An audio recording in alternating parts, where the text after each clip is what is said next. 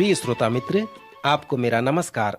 आज के वेद पाठशाला कार्यक्रम में हम आपका स्वागत करते हैं।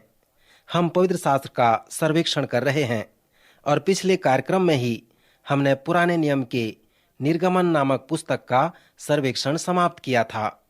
अब से हम लय व्यवस्था नामक पुस्तक का सर्वेक्षण प्रारंभ करेंगे।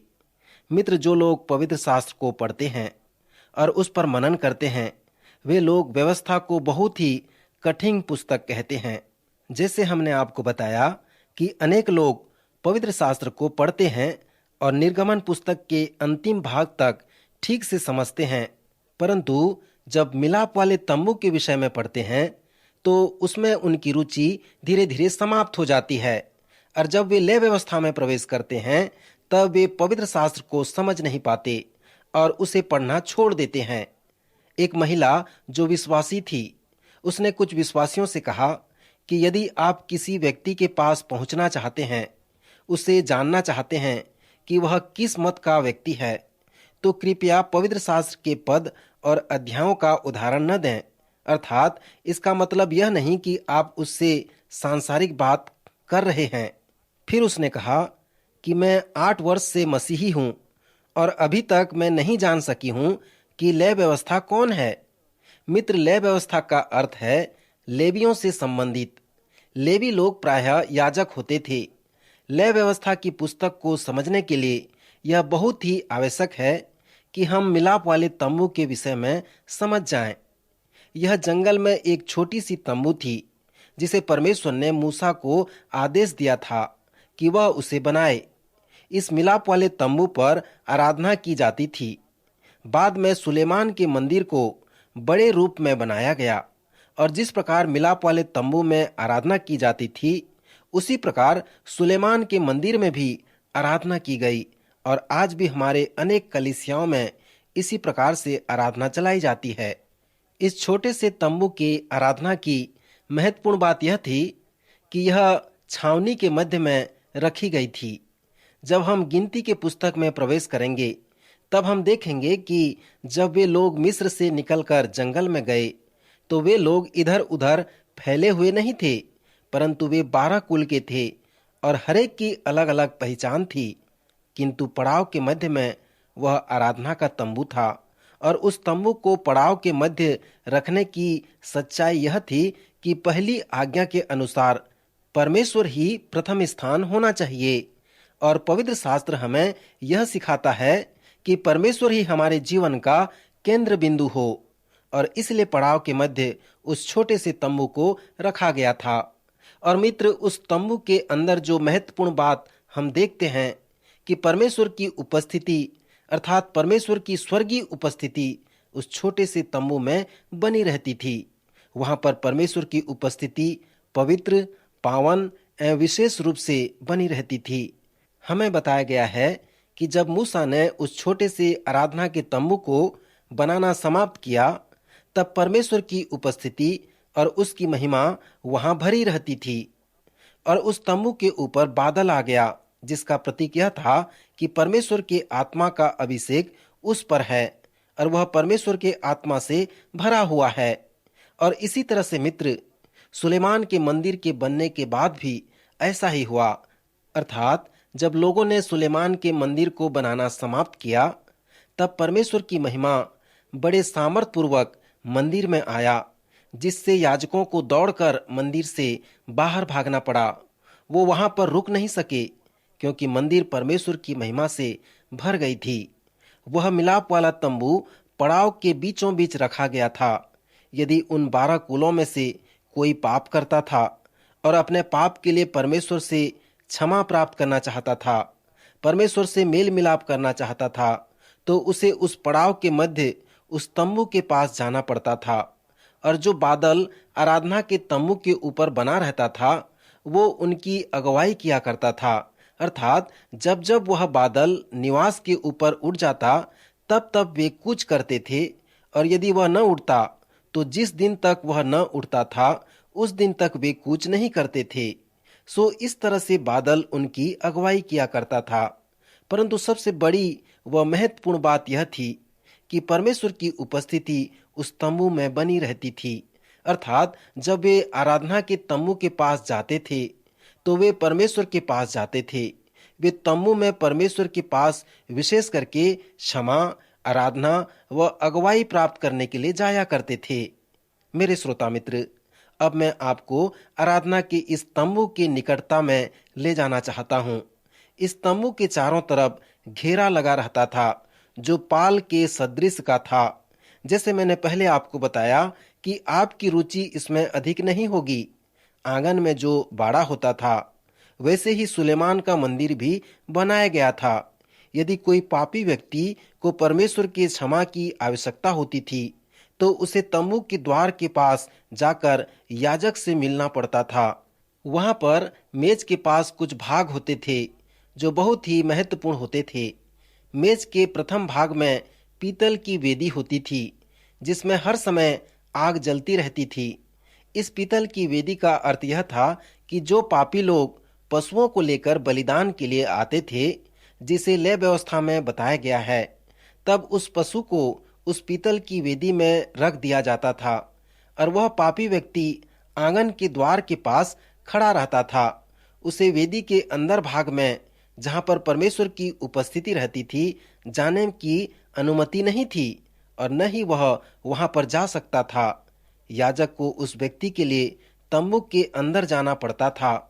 सर्वप्रथम याजक उस पीतल की वेदी में होम बलि चढ़ाता था और जब उस बलिदान का धुआं परमेश्वर तक पहुंचता था तब याजक दूसरे भाग में आता था जिसे हौदी कहते हैं, जो एक बड़े चिलमची के जैसा सुंदर होता था जिसमें जल भर दिया जाता था। तब उस पापी व्यक्ति के बदले में जो आंगन के द्वार पर खड़ा रहता था, याजक अपने आप को धोता था। मिलाप वाला तंबू दो भागों में विभाजित रहता था। प्रथम भाग बाहरी तरफ होता था जो पवित्र स्थान कहलाता था और अंदर का भाग परम पवित्र स्थान कहलाता था। इस परम पवित्र स्थान में परमेश्वर की महिमा उपस्थित रहती थी। जब याजक उस तंबू में प्रवेश करके अलग अलग भाग में घूमता था तो वह परमेश्वर की उपस्थिति तक पहुंच पाता था। वहां पर 4 वस्तुएं होती थीं। याजक अपने आप को धोकर पवित्र स्थान में प्रवेश करता था। उसके बाईं ओर दीपदान हुआ करता था जो बहुत महत्वपूर्ण था। यह इस बात को प्रकट करता है कि वह प्रकाशन जिसे परमेश्वर ने अपने लोगों के लिए दिया है, जब वह उन्हें वचन दिया था। जब याजक दीपदान के सामने आराधना किया करता था और उस प्रकाशन के लिए परमेश्वर का धन्यवाद करता था जो उस पापी व्यक्ति के लिए था। यह प्रकाशन यह बतलाता था कि उस पापी व्यक्ति को कैसे उद्धार पाना है और फिर उसे कैसे परमेश्वर के साथ संगति करना है। दाहिने ओर एक मेज होता था जो मन्ना का प्रतीक था, जिससे यह संभव था कि परमेश्वर दिन प्रतिदिन हमारी आवश्यकताओं की पूर्ति करता है। सो उस मेज का उद्देश्य यही था। सामने की तरफ महापरम पवित्र स्थान में धूपदान की वेदी होती थी जहां पर याजक खड़ा होकर उस पापी व्यक्ति के लिए परमेश्वर से प्रार्थना किया करता था। सो इस तरह से याजक प्रत्येक पापी के लिए प्रार्थना किया करता था। वर्ष में एक बार सभी लोग तंबू के चारों ओर इकट्ठे होते थे और महायाजक महापवित्र स्थान में जाकर सबों के पापों के लिए बलिदान किया करता था, जो वर्ष में केवल एक ही बार होता था। परंतु बाकी दिन याजक लोग धूपदान के पास जाकर प्रार्थना किया करते थे। सच में मित्र, पीतल की वेदी नए नियम के सुसमाचार का प्रचार करती है। जब हम उस छोटे से तंबू के आराधना के विषय में देखते हैं तो हम कह सकते हैं कि मेज का प्रत्येक भाग एवं प्रत्येक वस्तु प्रभु यीशु मसीह को प्रस्तुत करता है। जब प्रभु यीशु मसीह ने कहा कि मूसा ने मेरे विषय में लिखा है, तो सचमुच में वह तंबू की आराधना के विषय में कह रहा था। वह पीतल की वेदी हमें प्रभु यीशु मसीह के मृत्यु के बारे बताती है। हर प्रकार की होम बलि जो पीतल की वेदी के पास बलिदान की जाती थी, वे सभी प्रभु यीशु मसीह के क्रूस के मृत्यु के निकट पूरा होते हैं। यह पीतल की वेदी हमें बताती है कि हम बिना बलिदान के परमेश्वर के निकट नहीं पहुंच सकते और बिना लहू बहाए पापों की क्षमा हमें नहीं मिल सकती। यह पीतल की वेदी हमें बताती है कि परमेश्वर पवित्र और धर्मी है, और परमेश्वर भी हमसे चाहता है कि हम पवित्र और धर्मी हों। परमेश्वर जानता था कि हम हजारों वर्ष में भी पवित्र और धर्मी नहीं बन सकते और अपने आप को बचा नहीं सकते थे। इसलिए परमेश्वर ने अपने आप को एक पवित्र मेमना बनाकर इस संसार में ले आया कि वह हमारे लिए बलिदान हो जाए, ताकि हम पवित्र और धर्मी बन सकें। सो मित्र, परमेश्वर ने ऐसा ही किया। आज परमेश्वर हमसे चाहता है कि हम उस पर विश्वास करें। पीतल की वेदी हमें बताती है कि परमेश्वर कौन है, वो मनुष्य से क्या चाहता है, वो किसको दोषी ठहराता है, वो क्या जानता है, उसने क्या किया है, और वो हमसे क्या चाहता है कि हम उसे करें। संक्षिप्त में हम इसे इस तरह से समझ सकते हैं कि पापी व्यक्ति बिना बलिदान के पवित्र परमेश्वर के पास नहीं पहुंच सकता, और उस बलिदान को प्रभु यीशु मसीह ने कलवरी के क्रूस पर पूरा कर दिया है। सो मित्र, हम देखते हैं कि जब याजक पवित्र स्थान में प्रवेश करता है तो वह पहले अपने आप को धोकर शुद्ध करता है। पवित्र शास्त्र के अनेक स्थानों में हम पाते हैं जहां पर लिखा है, हे परमेश्वर, तेरे तम्बू में कौन रहेगा, तेरे पवित्र पर्वत पर कौन बसने पाएगा। मित्र, परमेश्वर के साथ संगति करना तम्बू के आराधना को दर्शाता है। परमेश्वर के साथ संगति करना प्रायः भोजन करने के बराबर है। पवित्र शास्त्र में आया है, देखो मैं द्वार पर खड़ा हुआ खटखटाता हूँ, यदि कोई मेरा शब्द सुनकर द्वार खोलेगा तो मैं उसके पास भीतर आकर उसके साथ भोजन करूंगा और वह मेरे साथ। यहाँ पर प्रभु यीशु मसीह परमेश्वर के साथ संगति करने को एक बड़े भोज से हमें समझाते हैं, परंतु लोग आना नहीं चाहते। वे हमेशा बहाना बनाते हैं और इसके लिए क्षमा मांगते हैं। वे इस भोज में आना नहीं चाहते हैं। फिर पीतल की हौदी जो धोने के लिए होती थी, उससे हम यह सीखते हैं कि प्रभु यीशु ने कहा, जो नहा चुका उसे पांव के सिवा कुछ धोने की आवश्यकता नहीं है, परंतु वह बिल्कुल शुद्ध है। मित्र, पवित्र शास्त्र बताता है कि पवित्र वचन हमें प्रतिदिन धोता है, वह शुद्ध करता है। दूसरे शब्दों में, परमेश्वर के वचन को प्रतिदिन पढ़ के, उस पर मनन करके और उसे अपने जीवन में लागू करके हम अपने आप को प्रतिदिन शुद्ध व पवित्र कर सकते हैं। मित्र, जब हम नए नियम का अध्ययन करेंगे एवं इब्रानियों की पत्री में आएंगे तो हम इन चिन्हों और प्रतीकों के विषय में समझ सकेंगे। मिलाप वाले तंबू में एक वस्तु थी जो सोने का दीवट कहलाता था। जब याजक उस सोने के दीवट के निकट खड़ा होता था तो वह यह अनुभव करता था कि परमेश्वर इस वचन का उद्गम है और वह अपने वचन द्वारा हमें प्रकाशमान करके हमारी अगुवाई करता है। वह उस पापी व्यक्ति के लिए परमेश्वर का धन्यवाद करता था जिसके लिए परमेश्वर उसे यह प्रकाशन देता था कि उसका उद्धार कैसे हो सकता है और वह पवित्र परमेश्वर से कैसे संबंध स्थापित करके उसकी आराधना कर सकता है। पौलुस प्रेरित परमेश्वर के उस बड़े कार्य को करने के लिए उस भेद को प्रकट करता है। मेरे मित्र, यह बहुत ही बड़ा दायित्व है जिसे परमेश्वर अपने वचन के द्वारा हमें प्रदान करता है। नए नियम में पौलुस प्रेरित कहता है कि विश्वास सुनने से और सुनना मसीह के वचन से होता है। मित्र, विश्वास स्वयं परमेश्वर के वचन के द्वारा उत्पन्न होता है। अनेक मत के अनुसार विश्वास शब्द हमारे उद्धार का स्रोत है। मैं विश्वास करता हूँ कि जब याजक लोग उस दीवट पर खड़े होकर परमेश्वर का धन्यवाद करते थे और प्रार्थना करते थे कि परमेश्वर उन्हें न छोड़े और उनकी शांति को उनसे न छीने, जब परमेश्वर ने अपने लोगों को अपना प्रकाशन दिया तब उसने उन्हें अपनी सच्चाई का प्रकाशन भी दिया। यह भी प्रभु यीशु मसीह का प्रतीक है कि वह वचन है और संसार की ज्योति भी है। सो उस परमेश्वर के वचन की सच्चाई के बिना हम मनुष्य प्राणी का जीवन अंधियारा है। जैसे कि पहले हमने आपसे बताया था कि याजक मेज और भेंट की रोटी के पास जाया करता था। मेज और भेंट की रोटी इस बात का प्रतीक है कि परमेश्वर अपने लोगों की सुधि लेता है और उन्हें संभाल कर उनकी सारी आवश्यकताओं की पूर्ति करता है।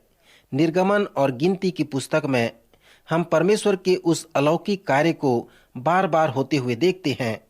श्रोता, परमेश्वर नहीं चाहता कि हम उस सच्चाई को न देखें, परंतु वह चाहता है कि हम उस सच्चाई को जानें कि वह हमें जीवित रखने वाला स्रोत है। वह हमें संभालता है। उसके पास भेंट की रोटी का मेज होता था, जो प्रभु यीशु मसीह के दिनों का एक छोटा मंदिर के जैसा था।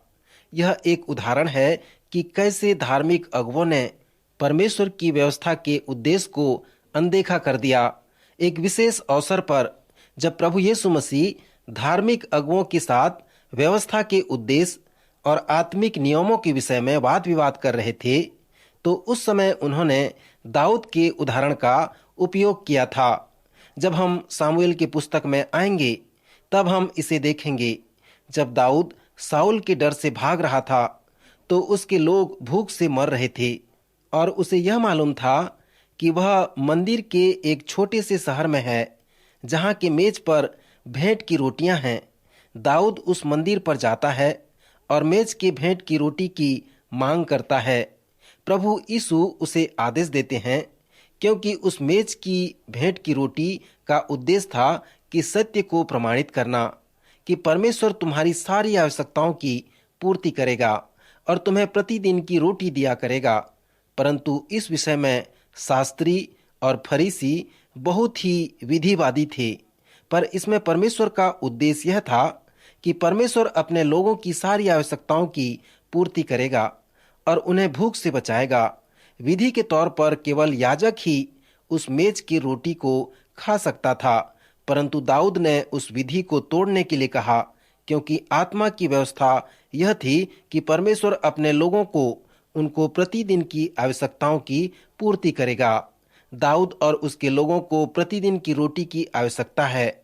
सो मित्र, उस मेज के भेंट की रोटी का प्रतीक यही था। जब दाऊद धूपदान के पास खड़ा होकर पापियों के लिए प्रार्थना किया करता था, जो आंगन के द्वार पर खड़ा रहता था, और जब याजक वहां पर खड़ा होकर पापियों के लिए प्रार्थना किया करता था, तो वह याजक प्रभु यीशु को चित्रित करता था। याजक प्रभु यीशु मसीह का चित्र था, क्योंकि प्रभु यीशु मसीह हमारा महान महायाजक है। यूहन्ना के 17वें अध्याय में प्रभु की प्रार्थना है और मत्ती के 6वें अध्याय में जो प्रार्थना है प्रभु की प्रार्थना कहलाती है, वो चेलों की भी प्रार्थना कहलाती है, क्योंकि प्रभु ने ऐसी प्रार्थना नहीं की, परंतु जो प्रार्थना यूहन्ना के 17वें अध्याय में है वो प्रभु की प्रार्थना कहलाती है। पवित्र शास्त्र हमें सिखाता है कि प्रभु यीशु मसीह हमारा महान महायाजक है और वह हमारे लिए हमेशा प्रार्थना व विनती करता रहता है। उसी तरह से जो याजक थे वे पापियों के बदले में परमेश्वर की उपस्थिति में जाया करते थे और उनके पाप क्षमा के लिए परमेश्वर से प्रार्थना किया करते थे और लोगों के लिए परमेश्वर का वचन लेकर आया करते थे। श्रोता मित्र, फिर हमने आपको बताया था कि वह तंबू 2 भागों में विभाजित रहती थी। प्रथम भाग पवित्र स्थान और दूसरा भाग महापरम पवित्र स्थान कहलाता था। उस पवित्र स्थान में जो मेज की वस्तुएं थीं वो बहुत ही गुप्त थीं, जिसे वाचा का संदूक कहते थे, और जो वस्तुएं उसमें गुप्त थीं वो वाचा के संदूक में परमेश्वर की स्वर्गीय उपस्थिति का प्रतीक था। जब हम यहोशू के पुस्तक में आएंगे तो हम देखेंगे कि वे लोग इस संदूक को उठाकर यरीहो की दीवार के चारों ओर घूमते थे। वे लोग युद्ध के समय हमेशा इस संदूक को लेकर चलते थे, क्योंकि उसमें परमेश्वर की सामर्थ उपस्थित रहती थी। नए नियम में इस मिलाप वाले तंबू के ऊपर कुछ महान परिदृश्य है। मित्र, पवित्र शास्त्र में कुछ ऐसे भाग हैं जिसे आप तब तक नहीं समझ सकते जब तक आप उस मिलाप वाले तंबू के विषय में न जान लें, और साथ ही साथ प्रभु यीशु मसीह के सुसमाचार को भी नहीं समझ सकते। सो वचन को समझने के लिए इसे जानना बहुत आवश्यक है। इस विषय पर नए नियम में कुछ और सच्चाइयां हैं जो इसका प्रतीक है। नया नियम बताता है कि क्या तुम नहीं जानते कि तुम्हारी देह जीवित परमेश्वर का मंदिर है और वह तुम में निवास करता है। यह एक सक्रिय सच था कि इसे यहूदी लोगों को बताया जाए, क्योंकि उनका विचार कुछ ऐसा ही था। वे सोचते थे कि परमेश्वर की उपस्थिति हमेशा वाचा के संदूक में ही होती है। बाद में जब सुलेमान का मंदिर बनाया गया तब परमेश्वर की उपस्थिति उस संदूक में रहने लगी थी। जब बाबुल की बंधुआई हुई और दानियेल जब बाबुल में था, तो वो हमेशा यरूशलेम के लिए प्रार्थना किया करता था। परंतु वह क्यों ऐसा करता था? क्योंकि वह विश्वास करता था कि परमेश्वर की उपस्थिति यरूशलेम के उस संदूक में है। उस बंधुआई के मध्य भी यहेजकेल और अन्य भविष्यवक्ता परमेश्वर के लोगों को प्रचार किया करते थे। उनके पास बड़ी बड़ी समस्याएं थीं। वे लोग उस परमेश्वर का प्रचार करते थे जो अभी भी यरूशलेम के पीछे है, क्योंकि उसकी स्वर्गीय उपस्थिति उस वाचा के संदूक में बनी रहती थी। परंतु अब नए नियम की सच्चाई यह है कि हमारी देह परमेश्वर का मंदिर है, जिसमें सचमुच में परमेश्वर अब निवास करता है और उसमें उसकी उपस्थिति बनी रहती है। मेरे मित्र, मैं एक प्रभु के सेवक को जानता हूँ जो बहुत अधिक झपकी लेते थे और उससे आनंद प्राप्त करते थे। उसने एक दिन मेरे बच्चे से कहा कि जब मैं झपकी लेता हूँ और कोई मुझे पुकारता है, तो मैं उसे बताने लगता हूँ कि मैं झपकी ले रहा था। तो वे कहते थे, प्रभु का सेवक मंदिर की देख रेख कर रहे थे। उसके कहने का अर्थ यह था कि वो अपनी देह की रखवाली कर रहे थे, अर्थात उनकी देह जो परमेश्वर का मंदिर है, उसे वे अनुरक्षण कर रहे थे। मित्र, मंदिर का अनुरक्षण करने से मेरा मतलब यह है कि हमारी देह परमेश्वर का मंदिर है, जिसे हमें बनाए रखना है, जिसे हमें सुरक्षित रखना है। सो मित्र, नए नियम की सच्चाई यही है। यदि आपने प्रभु यीशु मसीह के पीछे चलने का निर्णय किया है और उसका चेला बनकर आगे बढ़ना चाहते हैं, तो आप इस बात को स्मरण रखें कि आपकी देह जीवित और सच्चे परमेश्वर का मंदिर है।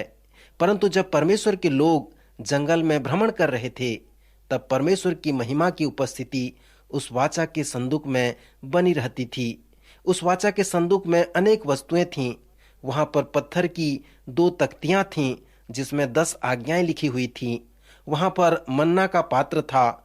हारून की लाठी थी, जो वाचा के संदूक के अंदर रखी गई थी। सो मित्र, जब आप इस मिलाप वाले तंबू को देखते हैं, तो नए नियम के सुसमाचार को और प्रभु यीशु मसीह को देखना ना भूलें, क्योंकि वे सभी प्रभु यीशु मसीह का प्रतीक हैं। इसके पश्चात जब हम याजक के वस्त्र के ऊपर ध्यान करते हैं, तो वह भी बहुत सार्थक होता था। और वो सभी वस्तुएं जो तंबू के आराधना में थीं, सार्थक थीं। मैं इस विषय पर अधिक नहीं बताना चाहता, क्योंकि हम सर्वेक्षण कर रहे हैं। प्रकाशित वाक्य की पुस्तक में हमें बताया गया है कि स्वर्ग का द्वार खुला है, और जब स्वर्ग का द्वार खुला है, तो आप देखते हैं कि सिंहासन पर कोई बैठा हुआ है। श्रोता मित्र, प्रकाशित वाक्य का प्रत्येक चिन्ह पवित्र शास्त्र का प्रतीक है। वह एक ऐसी कुंजी है जो प्रकाशित वाक्य के पुस्तक की विधि संग्रह को तोड़ सकता है। इस प्रकाशित वाक्य के 4 अध्याय में हमें बताया गया है कि देखो, मेरा पुत्र मेरे दाहिने हाथ में है, उसकी आराधना करो। अर्थात स्वर्ग में जो कुछ भी है, वो सभी सिंहासन के नीचे उतर आएं और उसकी आराधना करें। और मित्र, यही है मिलाप वाले तंबू का संदेश। प्रभु यीशु मसीह ने कहा, मूसा ने मेरे विषय में लिखा है। सो यह एक छोटा सा उदाहरण है कि कैसे मूसा ने प्रभु के विषय में लिखा। मित्र, क्या आप यह अनुभव करते हैं कि आप अंधकार में हैं? प्रभु कहते हैं, मैं जगत की ज्योति हूँ। क्या आप आत्मिक रीति से खाली हैं? प्रभु कहते हैं, जीवन की रोटी मैं हूँ और मैं तुम्हारे अंदर वास करना चाहता हूँ। तुम्हारी देह को मैं अपना मंदिर बनाना चाहता हूँ, अपना मिलाप वाला तंबू बनाना चाहता हूँ। मित्र, कृपया आप हमें पत्र लिखें। हमारे पास कुछ विशेष पुस्तिका हैं जिसे हम आपको मुफ्त में भेजना चाहते हैं, जो आत्मिक रीति से बढ़ने में आपकी सहायता करेगा। अब हमारा समय समाप्त हो रहा है। अगले कार्यक्रम में हम लय व्यवस्था की पुस्तक पर अध्ययन करेंगे और याजक के कार्य के विषय में समझेंगे। सो अवश्य उपस्थित होवें। प्रभु का अनुग्रह आपके जीवन में बना रहे।